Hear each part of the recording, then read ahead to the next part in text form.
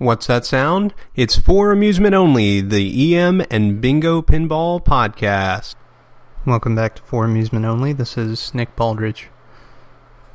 So, the first of my pinball guests for the weekend came over tonight, and he got to try out some bingos, and the machines held up well, as they usually do. However, a few things decided to die at various points. I have a cocktail solid state that is very temperamental, and it decided that it just didn't want to boot anymore. It got too hot, so I switched that one off. I also have a 1947 mystery, and in the middle of a game it stopped turning the score motor. It's pretty funny. With an EM, you can hear the difference in the gameplay and know that something is wrong. You don't necessarily have to look at the game to know. So I knew he was rolling over switches, and I wasn't hearing any of the noise that I normally do. Well, I took the glass out, lifted the playfield, and took a look around, and then I realized that the score motor lock-in switch must have come misadjusted. Score motor has to turn in order to score 5,000 points, and it wasn't turning. So I could hear it occasionally try, and when I pushed the switches down with my fingers, it would engage. Not necessarily right away, and shaking the machine certainly helped. So I got to pull that out from the wall and adjust one switch, and then that should be back to normal, thankfully. So, he tried out the bingos, and I usually start people off slow and let them work up to the more complicated bingos.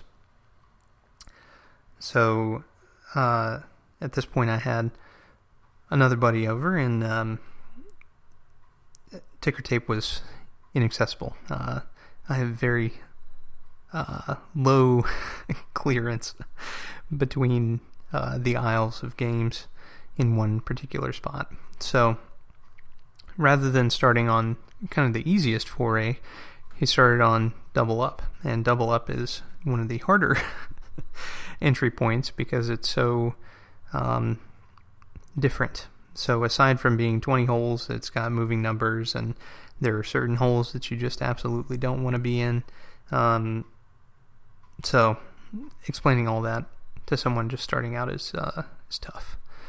But he did say he did put in some time on ticker tape and on Bounty, and he did say that he saw how the bingos could be addicting, were his words, and how it would be fun to gamble with them. But he won a couple replays, and ticker tape robbed him of a few replays, aside from the scoring problems that I've been fretting over this past week.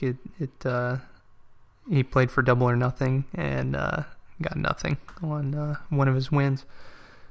So, had a good time. Machines held up pretty well. We've got one switch to fix, and that solid state cooled off, and now it's booting appropriately. So, I think everything is looking good. So, today's topic, I wanted to talk about EM arcade games. Not fortune tellers, but arcade games. They did exist, and typically had some form of interaction with the player that was a physical manifestation of the game theme, rather than a screen with an image projected or the like, although those existed too. So some EM games were driving simulators, and the way that those worked was that there would be a image of a car on a piece of plastic, and moving the steering wheel actually pulls the plastic left and right mechanically via wires. And there would be a projected, rotating, small circular screen, and these would be reverse projected, similar to a gun game. And by the use of mirrors, they come up to the front and have strong light behind them, so that's how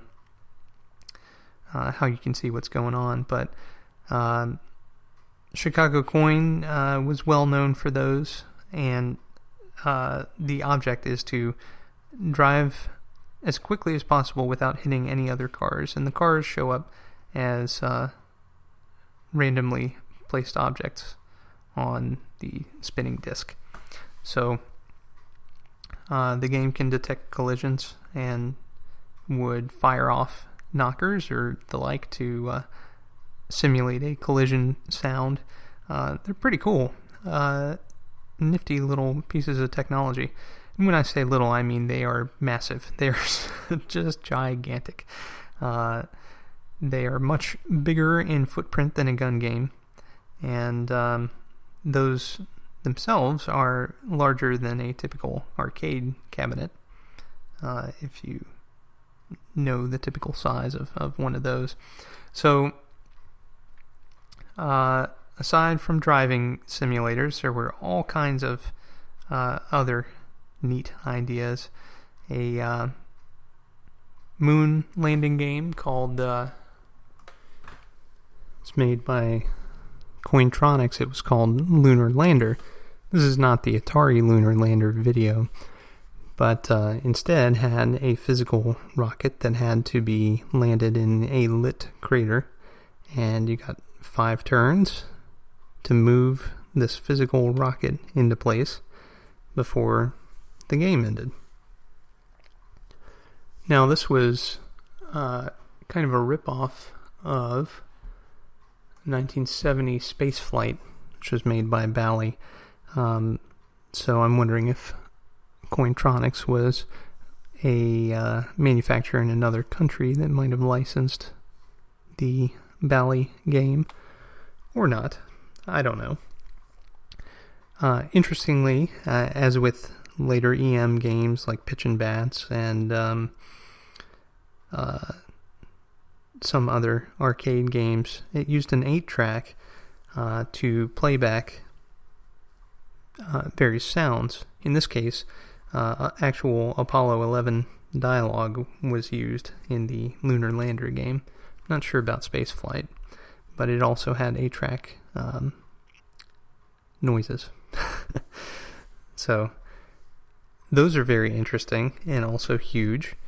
Another famous game is Midway's Chopper, which used a couple different levers and allowed you to pilot what's essentially a model helicopter and land in specific spots. Sega put out a version of this game called simply Helicopter, and that is a really interesting game. Earlier games used various devices like a single motor to drive the entire thing, or pneumatic air pressure.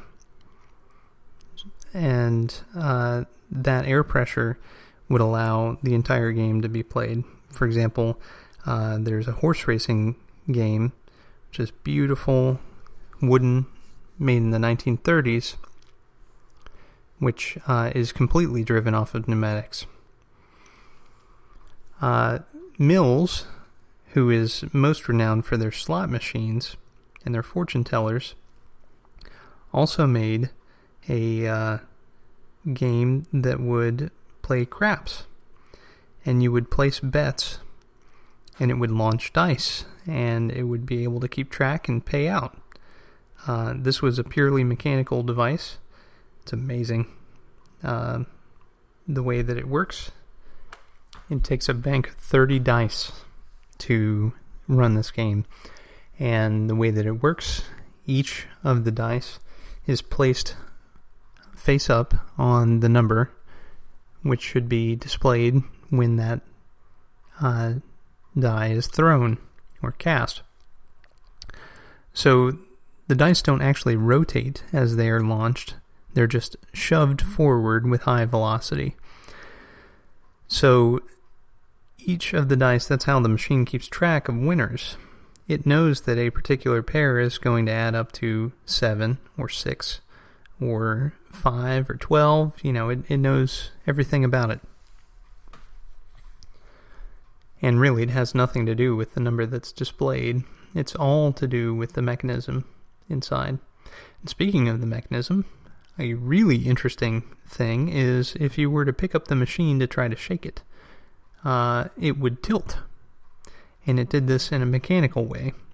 This is not a plumb bob tilt, nor even a mechanical tilt, such as those used on early pin games. It was a mechanical tilt that used what's essentially a watch mechanism, which contained a spinning blade, like a fan blade, and a small bar, as you lifted, would reach out and stop that fan blade, and when it stopped, it would prevent the game from moving anymore. Very interesting. Just so fascinating. And really another beautiful piece of hardware. And with the dice game, you can't bypass the slot machines. Slot machines are, of course, very well known, and Mills is one of the most collectible of the EM slots. They typically had beautiful outer castings that were enamel painted and just gorgeous. Various themes, just as slots are made today, were made back then, and they, by back then I mean in turn of the 1900s to the 30s and so forth. Just amazing looking machines, and they're all run by a series of springs. So those are really cool. And then there are EM arcade machines like Williams Penny Pitch.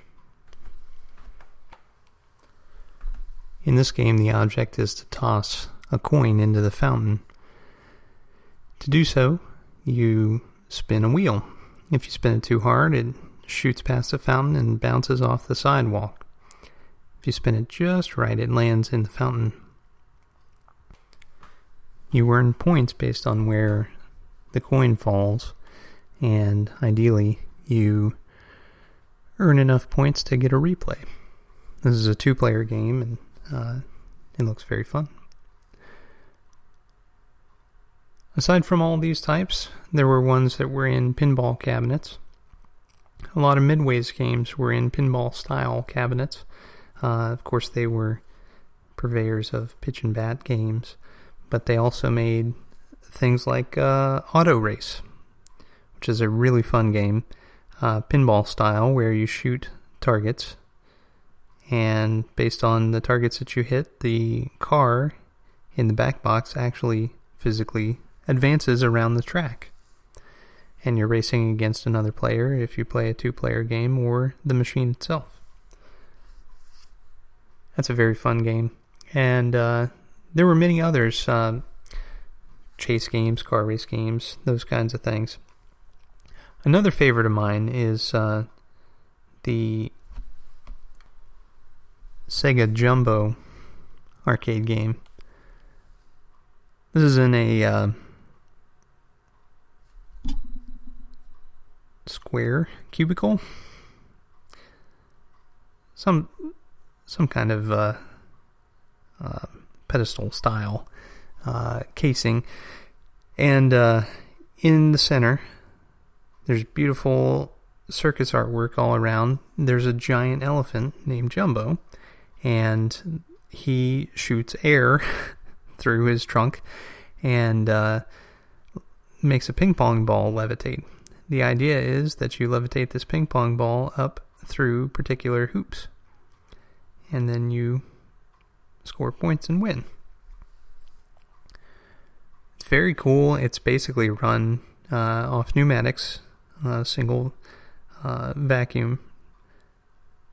Basically handles the entire game. It's looks challenging. I've never played one, and I would love to.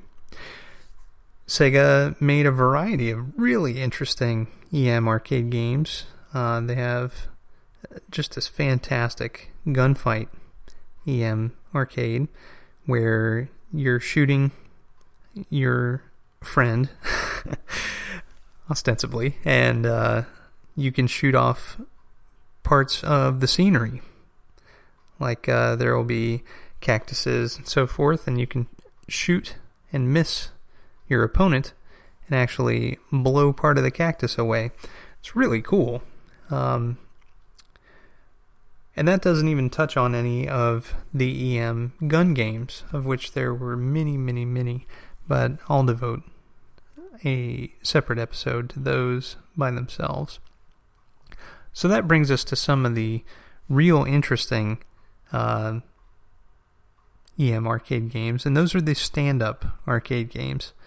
So rather than devote lots of floor space, as you would for a pinball machine, these stand-up games didn't take very much space. But one of the interesting things about them is that many of them contain the same replay counters as their Bally counterparts in the bingo world or the horse racing world. So the idea is that you have a ball which randomly falls, and based on where it lands, it's going to award you a certain number of points or replays. This, of course, could be used for gambling purposes. Big shock. And you're able to win, for example, hundreds of replays off of a single ball on some of these roll-down games. Roll-down meaning from top down. There's a different meaning for roll-down, which I'll get into shortly. So that was probably a poor choice of wording. But at any rate, some of the stand-up games were manufactured by Genko. I believe Bally made a few, and then there was Chicago Coin. Chicago Coin made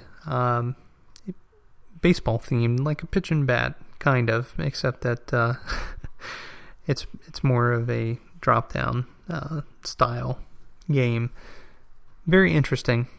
Solid state sound in that one. That's a very late EM arcade game built in this style.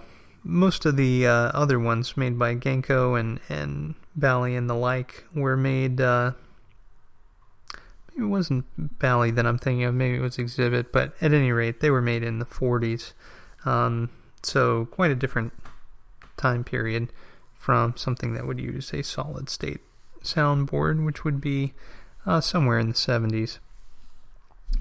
Early to mid, I would imagine. So, aside from those games, you would have roll-down games. And roll-down games are essentially like skee ball, but instead of the ball bouncing up and landing in a particular cup, it would roll down a playfield and land in a particular hole. Depending on which holes it landed in, you would win replays, or you'd be able to show your score for beer or the like. It's a pretty simple system. And that brings us to trade stimulators. Trade stimulators are like slot machines, or they could be like those EM horse racing games. But the basic idea is that they are smaller versions of those games, and you put in your money, and ideally you win a free beer or a whiskey or something of that nature, maybe some cigarettes or a cigarette. You know, it depends on the bar setup there, but It's an interesting concept. So the idea is, of course, that you spend more money because you put money into the machine, but you're also going to turn around and buy more beer and continue hanging out at the bar. It's an interesting concept, and I'm surprised that there's not more of that type of thing happening today. Of course, the slot machine style is not out for obvious reasons, but certainly something could be done. There were other types of games created, like the horse racing I was mentioning. I'm not talking about the one-ball horse racing games, which I've talked about before, manufactured by Bally and the like, and even Gottlieb. I'm talking about horse racing games where you pick a horse, and depending on how the horse performs as it races around the track, allows you to win a beer or the like.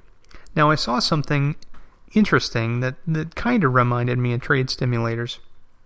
There was something recently that I believe Highway Pinball had built for Seagrams. And they were little tabletop kind of roll-down games. And that's an interesting concept, which I'm surprised again that that's not more of a thing today. But EM arcade games provided quite a bit of fun with a lot of physicality to the games themselves. And while the scoring is usually very simple, you have to do a particular thing a particular way, they're quite fun, and they're just as varied as they sound like. This is just a small sampling of the EM arcade games that are out there. I'll be dealing with as many in turn as I can in this podcast, but that just gives you an idea. So thank you again for joining me. My name again is Nick Baldridge. You can reach me at foramusementonlypodcast@gmail.com. You can listen to us on iTunes, Stitcher, Pocket Casts, via RSS on Facebook, or on our website, which is foramusementonly.libsyn.com. Thanks again for listening, and I'll talk to you next time.